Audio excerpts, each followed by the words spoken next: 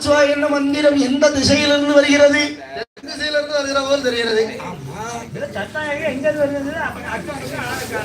சரி, கொஞ்சம் தூரம் நடந்து பார்ப்போம்.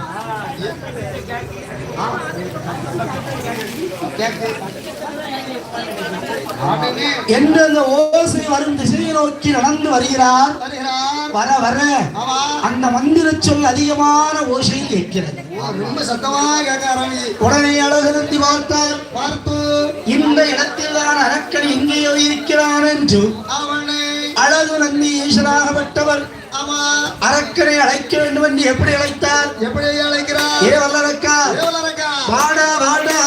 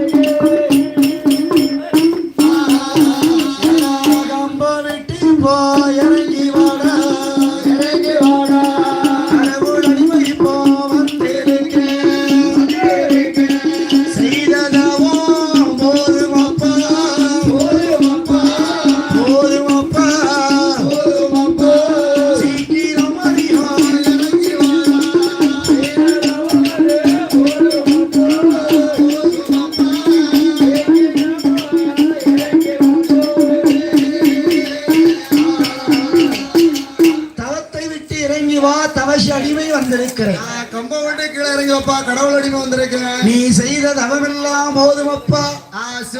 தூதன் வந்திருக்கிறேன் அப்பா, சீக்கிரமா இறங்கி வாடா என்று வல்லரக்கரை அழகு நந்தி அழைத்தார். அழகு நந்தி அழைக்கும் சத்தத்தை அரக்கன் காதிலே கேட்டும்.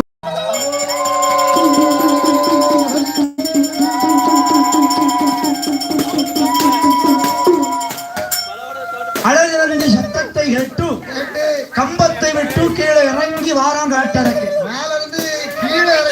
கீழே இறங்கி காட்டரக்கன் வந்து அழகு நந்தி நமஸ்காரம் செய்தார்.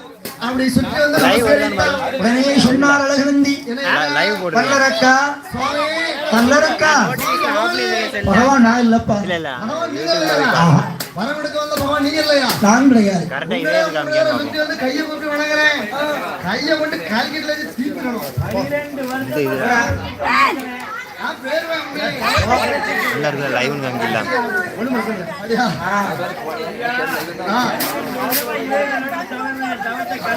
அம்மா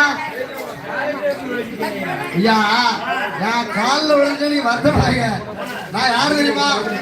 பகவானுடைய தூதன். கொஞ்சம் லேட்டாவது வேலைக்காரனா இருந்தாரா? என்னுடைய பேர் என்ன பேர் தெரியுமா? நந்தி ஈசன். சிவனுடைய பேரதான் அம்மாங்க போனாடி தெரியும். அடிச்சுட்டு கிடந்துட்டு பார்க்கவே இல்லை. எனக்கு அடிச்சா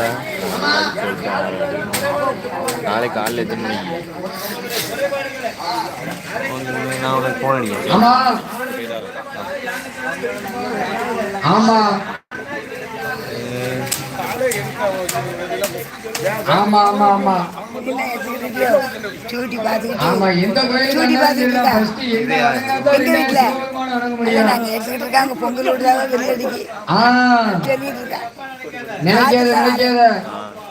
அதனால் வல்லரக்கா, நான் உன்னை அழைத்துக் கொண்டு போகலாம் வந்திருக்கிறேன். வந்திருக்கீங்களா சாமி? அதனால் வல்லரக்கா, என்னோடு வந்தால் கைலாசம் போகலாம். பகவானை பார்க்கலாம். அவரை பார்த்தால் இறைவனாகப்பட்ட சிவபெருமான் நீ கேட்ட வரங்களை எல்லாம் விரும்பும்படி உனக்கு தருவார். ஆமா, நீ என்ன கேட்டாலும் ஈசன் சிவபெருமான் தருவாரு என்று நந்தி ஈசன் வல்லரக்கரை வைத்துக் கொண்டு ஆதி வெள்ளி கைலாச மலைக்கு வந்து கைலாச மலையில வந்து வல்லரக்க நிக்கிறான். ஆமா, அப்படியே வந்து நிக்க திரு முழிச்சுட்டு நிக்கான். ஏன் திரு முழிக்கான்? ஏன்னா பின்ன கைலாசத்தை பார்த்தவே கிடையாது. ஆமா, ஊர்லயே சுத்திட்டு போய் அரண்மனையில இருங்க.